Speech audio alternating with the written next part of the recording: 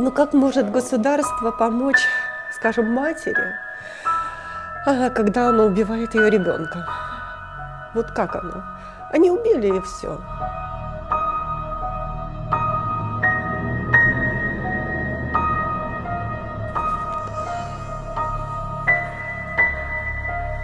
Сейчас я успокоюсь, посмотрим.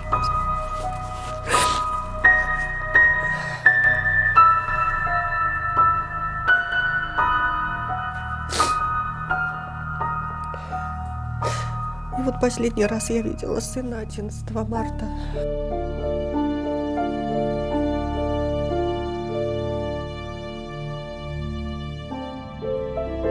То есть общество не согласилось с этим приговором.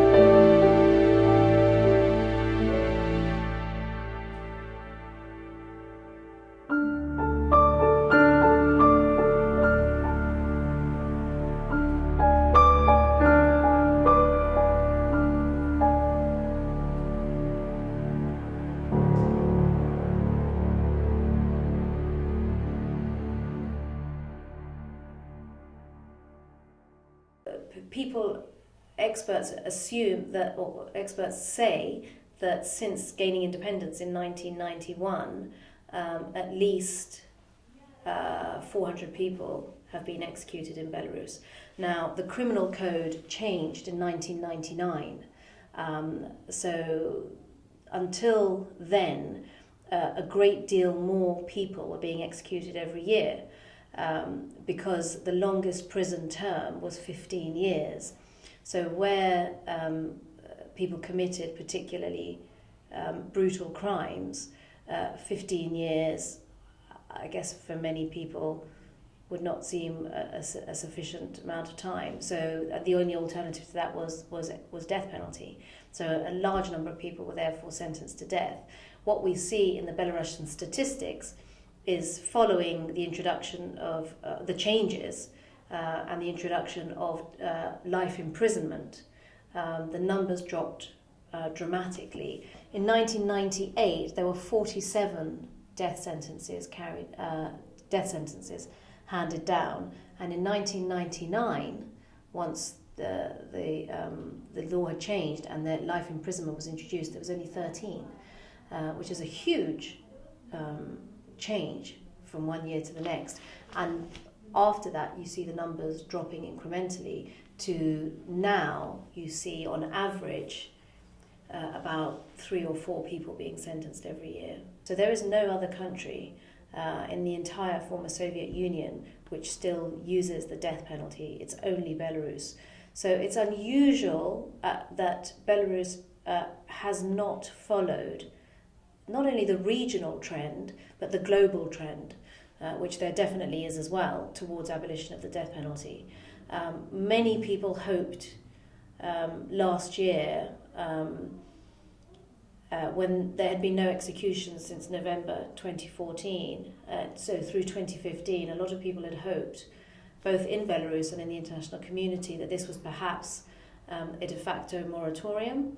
But then, of course, we had the execution in April this year of Sergei Ivanov, so it became clear that that wasn't the policy. Why does Belarus retain the death penalty? I think is a question that is difficult to answer. It's certainly political. The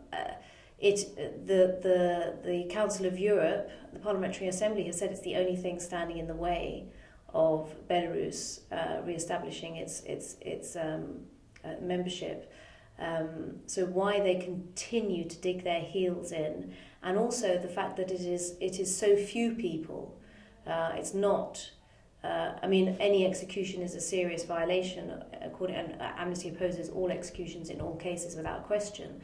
But the fact that they retain it, but but to such a minimal degree is also quite curious, I think, and would appear to be largely politically motivated in order to sort of not be seen to be bowing to international pressure.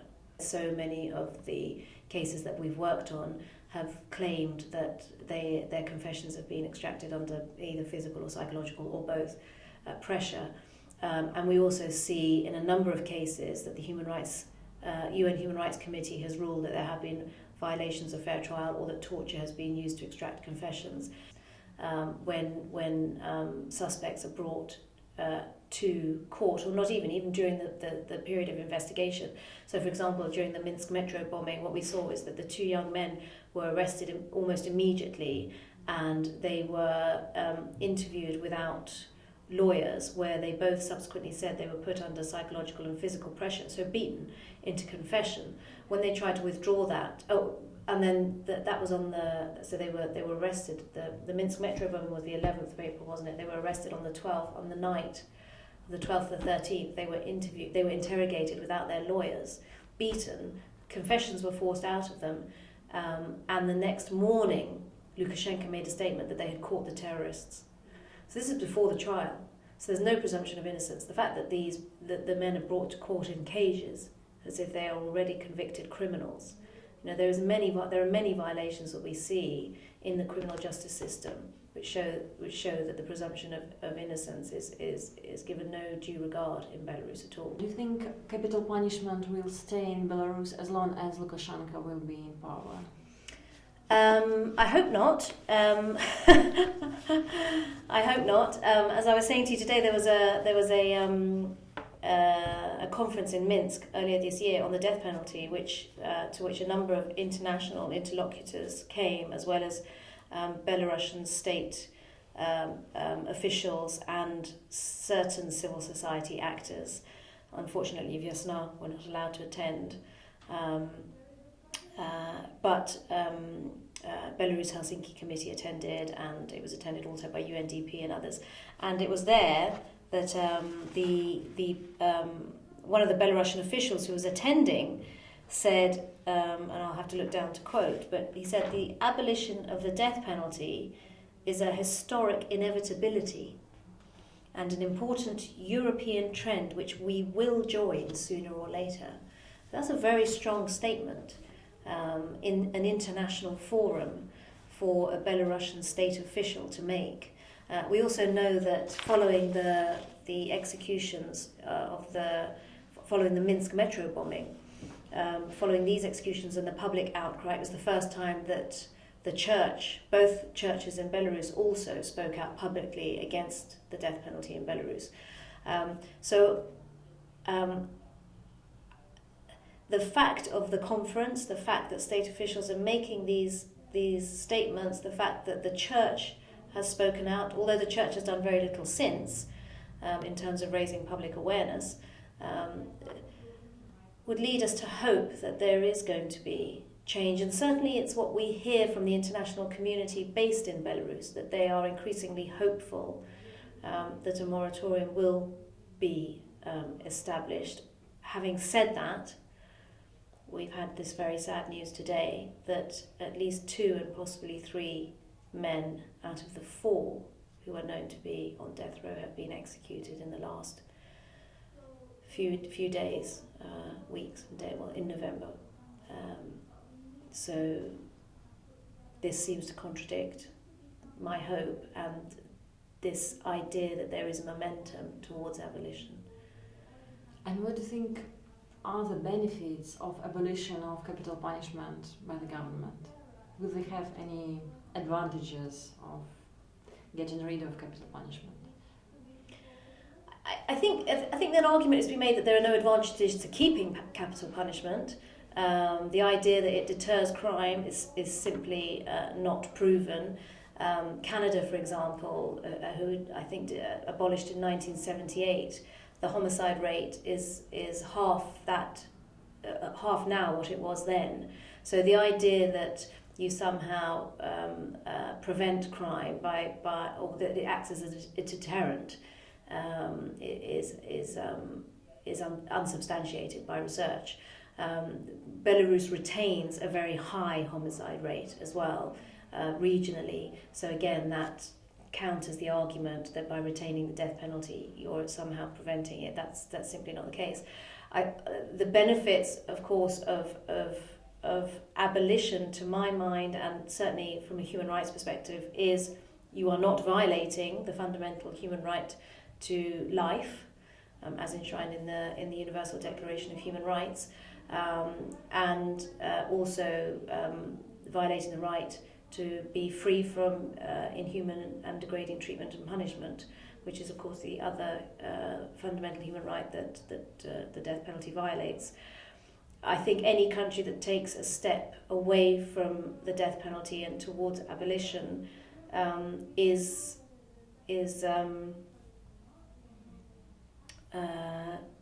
what's the word? It's creating a more humane and compassionate society. When the state doesn't kill, as many people say, and one of the people that we interviewed recently, we spoke with, when we went recently to film on the death penalty in Belarus, we spoke with Gennady Yakovitsky's, who's currently on death row and possibly has just been executed. We're waiting for confirmation, but we spoke to his daughter, and she said, why is it that the state kills if it's wrong to kill? And of course that is the obvious paradoxical point to make, is if it's wrong to kill, why should the state be allowed to kill? But also introducing more humane terms, sentences, so life imprisonment, for example, is obviously it reflects an evolution of society, less brutal, a less violent society, and the state must lead on that. And how the capital punishment is accomplishing, like what is happening? Oh yeah, what's happening? Yes, so we have a very chilling footage that we filmed a few years ago with Alkayev, who is a former executioner from Belarus, who carried out a number of executions. I can't remember the dates of his time at the CISO, but he was in charge for a number of years, and he told us, and it's very, very brutal and very chilling, his words. He told us that he would tell a prisoner that his clemency has been, his appeal for clemency to the president, which we know is the last stage, has been turned down. We also know that since Lukashenko came to power, there has only been one appeal for clemency that has been accepted. Everyone else has had their appeal for clemency denied. So Alkayev would tell the prisoner, your appeal, well, you are going to be executed. And he said, I would give the impression that they had a day, or it would be tomorrow, or maybe the day after, and then we would shoot them a minute or two later. And he said, I wanted to give them hope. I wanted them to have hope that it was going to be okay. There, a man fights for every minute, every hour. I mean, absolutely brutal. And as I said before, there is no... So not only is the prisoner not given any warning, or he's given 1 or 2 minutes warning, the family are not told of the date of execution. So there is no final meeting granted between the family and their loved one. We recently met with Gennady Yakovitsky's mother and daughter when we were in Belarus just at the end of October. And his wife, Natasha, said to us, the worst thing is knowing that today I write to him and he will send me his 2 lines. He'll reply and he'll write back his 2 lines. And tomorrow, that might be it. And that's exactly how it is in Belarus. We know from these last two executions, the family of Ivan Kulesh, who it seems was executed on the 5th of November, they've only just received confirmation. It's weeks later.